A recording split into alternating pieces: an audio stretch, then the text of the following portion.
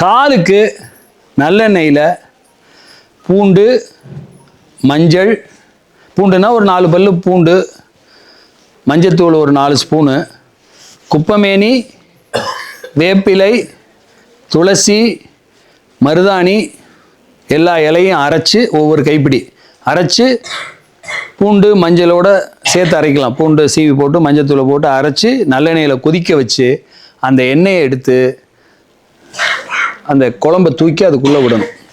புழு வந்துருச்சுன்னா இந்த எண்ணெயில் போட்டு ஒரு ப்ரஷ்ஷை வச்சு 2 நாள் தொடச்சி விட்டுட்டு அதுக்கப்புறம் கட்டு போட்டுடணும்.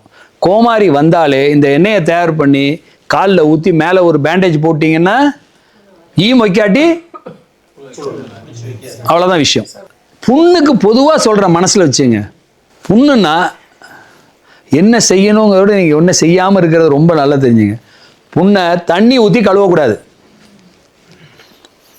வேப்பெண்ணெய் தடவக்கூடாது.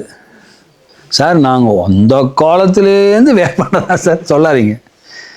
புண்ணை கழுவக்கூடாது, தண்ணியில் கழுவக்கூடாது, வேப்பெண்ணெய் தடக்கூடாது, ஸ்ப்ரே மருந்துகள் அடிக்கக்கூடாது.